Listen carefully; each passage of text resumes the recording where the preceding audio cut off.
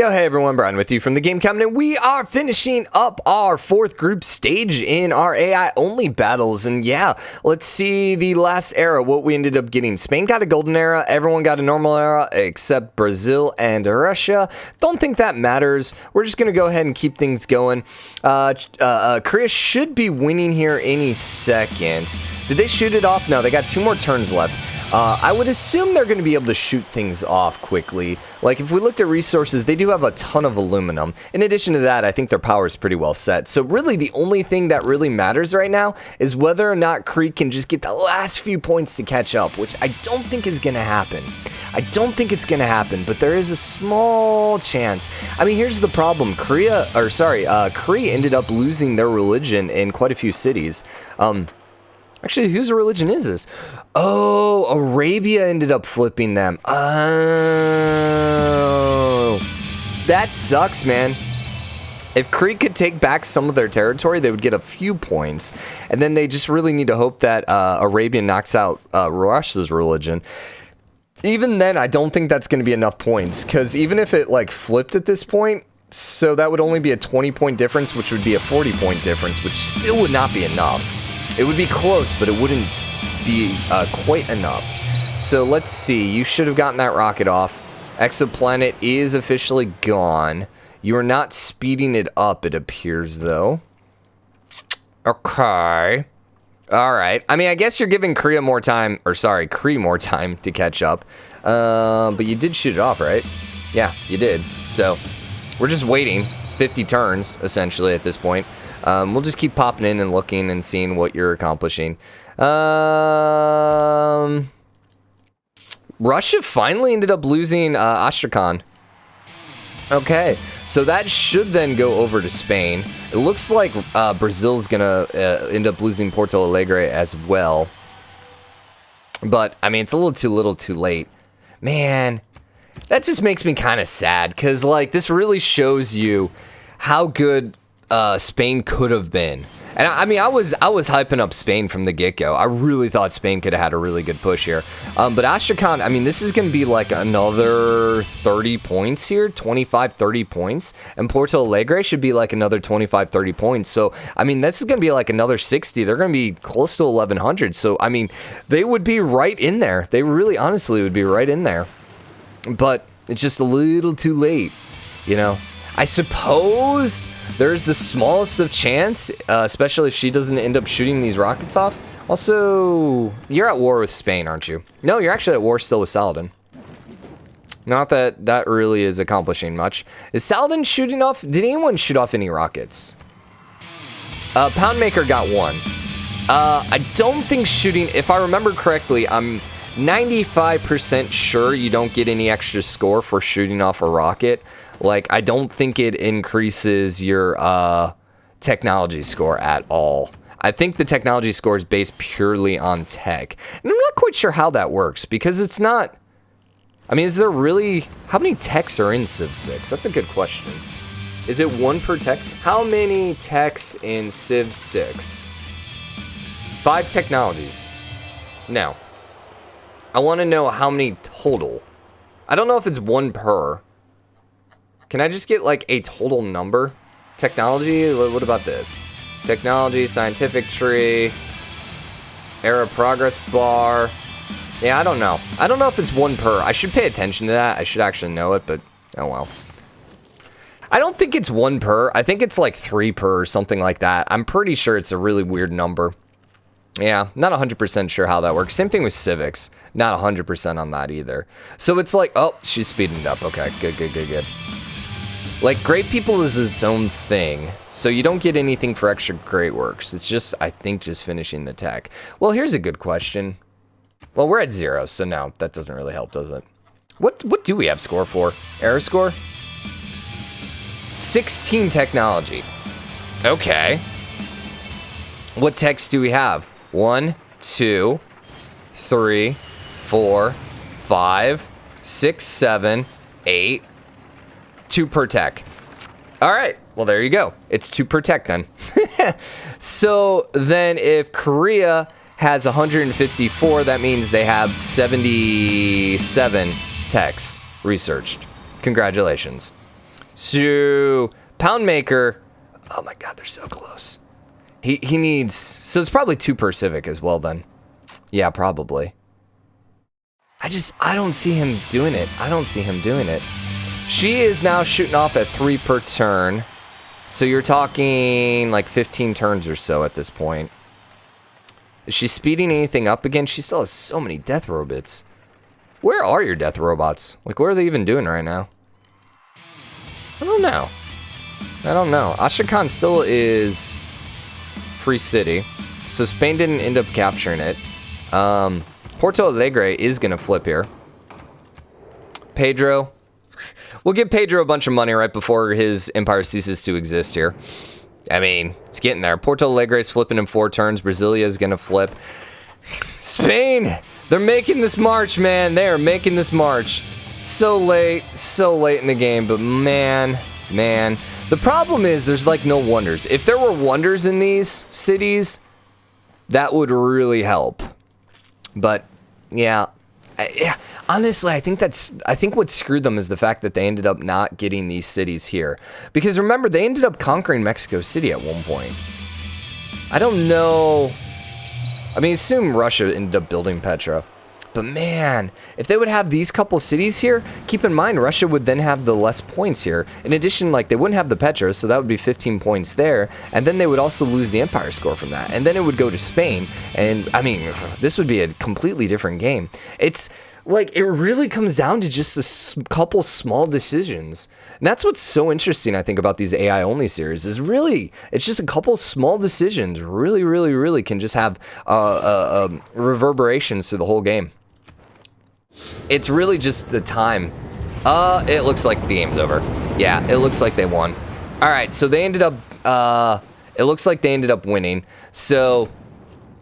Russia ended up holding on, man. Golly, that is so close. That is so close. It's kind of depressing. It's kind of depressing. I really wonder if this game ticked on longer. Like, we could hang out here for just a little bit longer and see if Kree were going to be able to catch up. I should write these down, though. So it was... Where's my sticky note? There's my sticky note. Okay, so it was Korea, Arabia, and Russia. So, I can be honest, the 2 overpowered civs. Would we have picked Arabia as our 3rd one if I was going to pick 3 out of this group? I probably would have picked Kree, because Kree has, I think, made the knockout rounds every single time. They've made the finals, I think, every time as well. I'm not quite sure what's up with the Kree, but I think it's because they science focus, and so then they tend to have a pretty decent army. I think that's mostly what ends up happening with them. I mean, they've kind of stormed back. Really, you can see Russia kind of fell behind. And if it wouldn't have been for their absolutely psychotic amount of great people, they wouldn't have been able to make it through. So this is by far the weakest I think we've ever seen Russia in a game that they've actually advanced through on.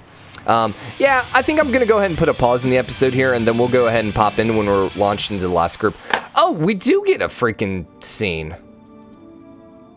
So when that bar is fully up, then that doesn't mean it's over.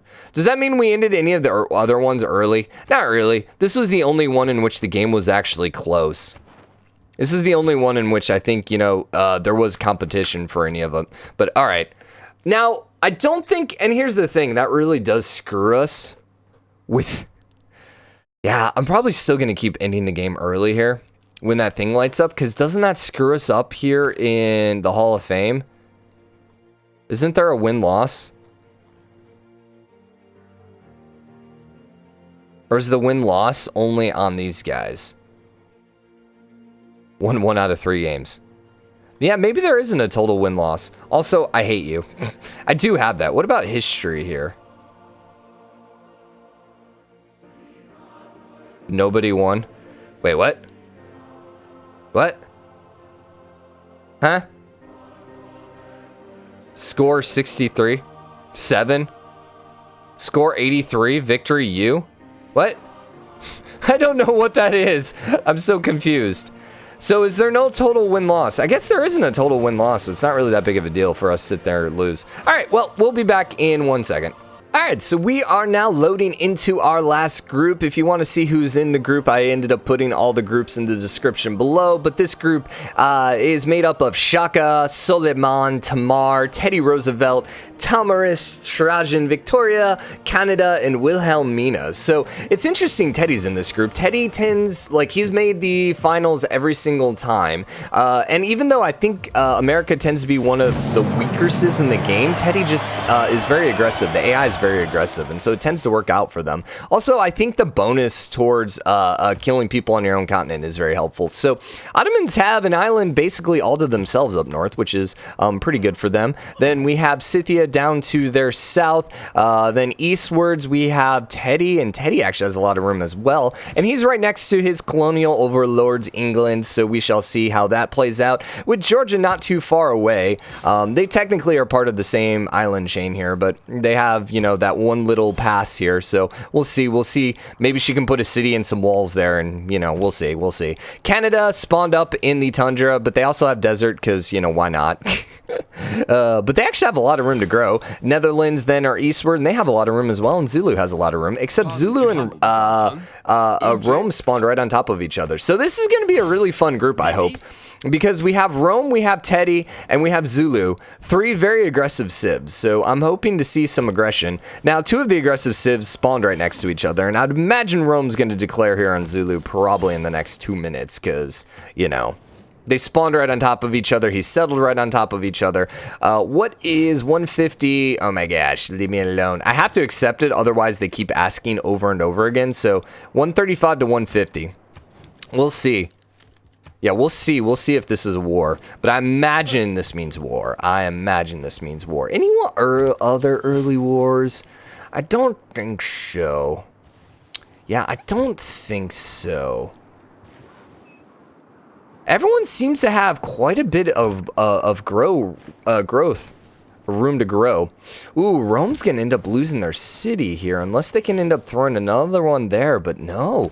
Ooh, Rome might just be completely screwed here. Although they're building the Great Bath, which is gonna be good for them. If they end up putting this city in a slightly better spot, they might be able to catch back up. But, you know, we talked about this before. Early decisions, in this episode, just little decisions can really screw you over. And it looks like they're going to have the more early bad decisions. So they don't like each other. Ravania did end up flipping. Now, here's the thing. If Zulu ends up putting a lot of troops over there, there is a chance. Now, here's the other question. Rome has a lot of troops right there, and Zulu's troops are kind of out of the way. So, if you end up declaring war on them, maybe. Scythia doesn't have a whole lot of room here. Ottomans are also pretty aggressive as well. I don't know if we mentioned them earlier when we were talking about aggressive civs. Teddy's still got a decent amount of room. I kind of hope he goes and takes on Mo and Joe, but we'll see. Looks like George is itching for a fight. England's doing pretty good.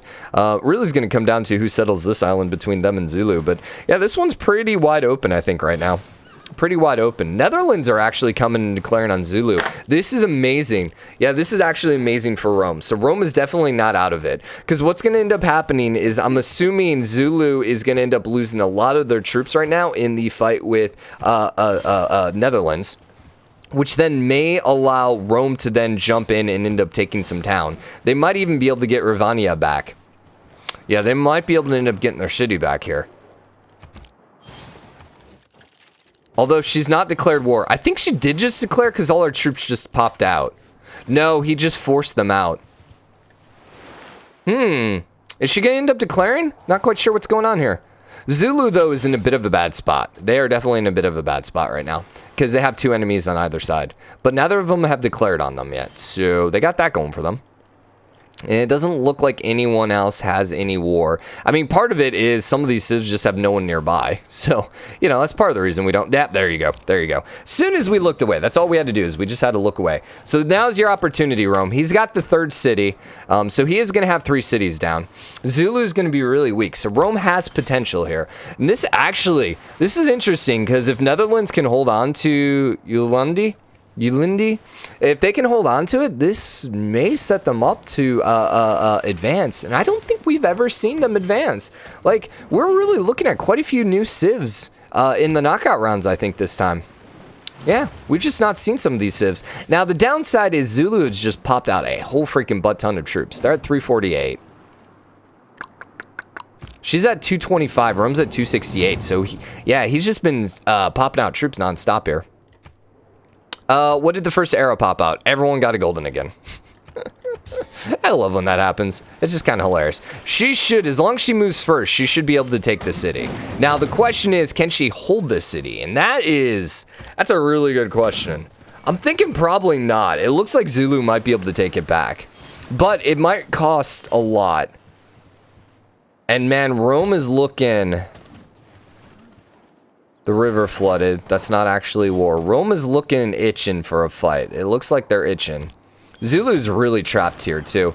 They don't have a lot of room to expand, except over here. Geneva's down there. Doubt anyone's suzerain of Geneva at this point. But remember, that's going to be a huge science boost. Speaking of which, Ottomans and Teddy are going for science. Teddy's actually schooling everyone in science right now. Which is part of the reason, too, I think Teddy tends to do good. I think the civs that focus on science tend to be a little harder to beat. Unless... Except for the ever occasional Pericles / Gorgo, in which they go for culture and they just get stupid amounts of culture and they win it by like turn 200, you know. But whatever. So Rome is not declaring. I think right... Are they actually friendly with them? They're not denounced. I think part of it, Zulu just has a lot of troops. Oh my gosh, and he's actually going for her city now. What? Wow. Wow. Instead of taking his own city back, he decided to go on the offensive. Which could be a bad idea. I don't know. Nah, he's taking it back. He's completely surrounding the city now. You need to get that warrior inside the city. There you go. Get that defensive strength up a little bit. Wow. She apparently woke the sleeping giant. He's down to 278. Rome's up to 315. And they are now officially declared war. All right. So this is going to set Zulu back. There's no way that they're going to maintain this much troop count when they're at war with two different civs. They're going to have a hard time here. They're definitely going to have a hard time here. Is Rome going to be able to take Bueo? Bueo? Probably. Yeah, I think so. No one has archers yet. Archers would really, really change the game for either side. We just got to keep an eye on this. Man, he's back up to 367. Dude, he is just like nonstop popping out troops. He's building quadriremes, though, which isn't particularly helpful. The war carts are really helpful, and by war carts, I mean heavy chariots. I always call them war carts, whatever. Anyone else at war? Anyone else at war? I don't think so. She's Roman, but it doesn't look like it. Yeah, she's Roman. Teddy's only at 4 cities? Okay, that's fine. Scythia's at 245. Pretty much filled up her island. Ottomans are declaring on Rapa. Oh, actually, no. Teddy's up there in Boston. Really, Teddy? Really, Teddy? And then Canada's sitting here, 1, 2, 3. All right, Canada. Sure, have fun with that. It looks like you actually pieced out Zulu. Yeah, you did. And you actually got declared on by Teddy and Ottomans, which I find rather strange. You're going to end up getting your town back, and it kind of starting to look like Rome is not going to be able to take anything. So, essentially, these wars accomplish mostly nothing, other than setting Zulu back just a teeny bit. Zulu's at 13 science, Rome's at 16, Wilhelmina's at 22, so she is making a little bit science. I think out of all of this, I think Wilhelmina's probably, like, set up the best long-term. Just because... God, all you need is a single governor. She really didn't lose anything. Rome, remember, ended up losing Ravania. So both Zulu and Rome have lost the city, which tends to set the AI back just a little bit. These catapults could really make a huge difference here. Like, I mean, that's going to really do a lot of damage to a city that has no walls. But unfortunately, Zulu still just has so many units. He also has a great prophet. Does he have a holy site?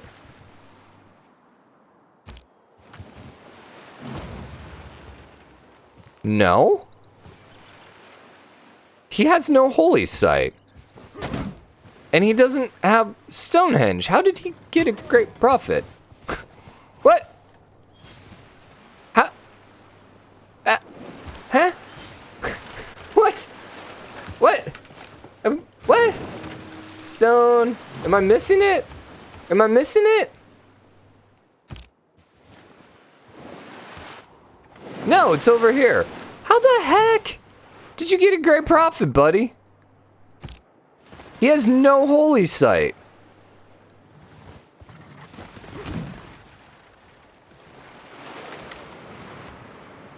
He has 0 holy sites. He's also going...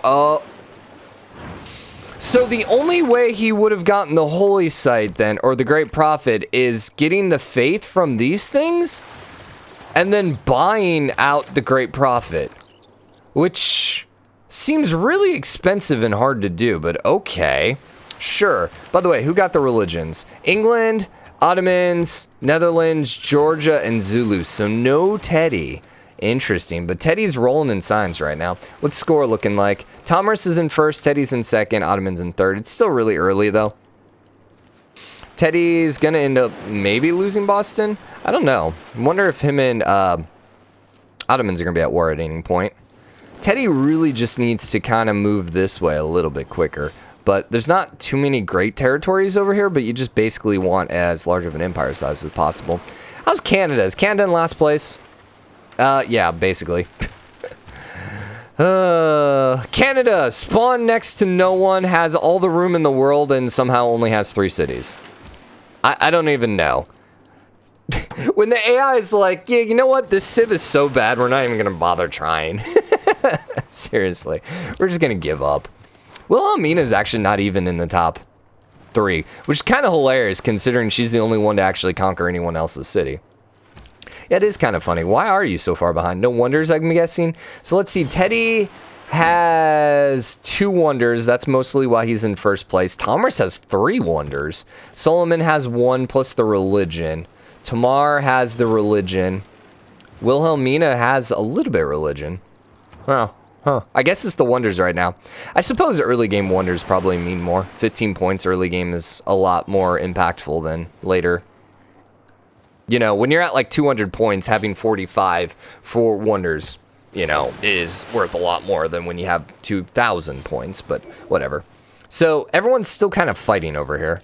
You're still at war with Rome. What's the 349, 159? So he has burned down Rome at this point. This is kind of a big era right here, what everyone ended up in. All right, so Teddy and Thomas got the normal era. Everyone got a dark era.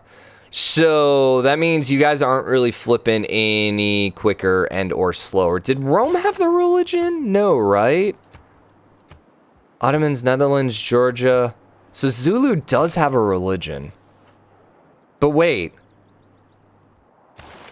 Wait.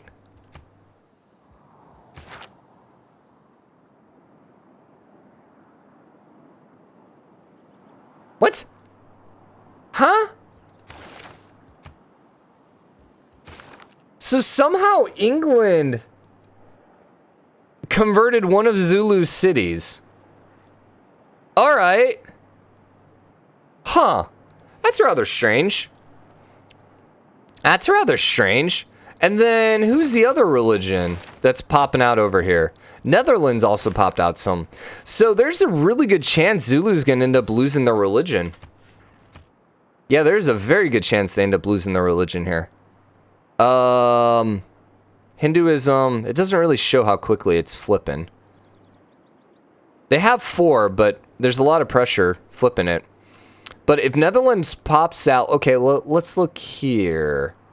She has 91 faith. He has 187. So, he might be able to hold on to it. But we're going to wrap this episode up here. Hope you guys enjoyed it. If you did, drop a like, comment. Let me know what you think. As always, hit the subscribe button, join the game, comment, share your support. We're getting close to finishing the group stages. It's exciting. So, hope to see you guys later. Bye, everyone.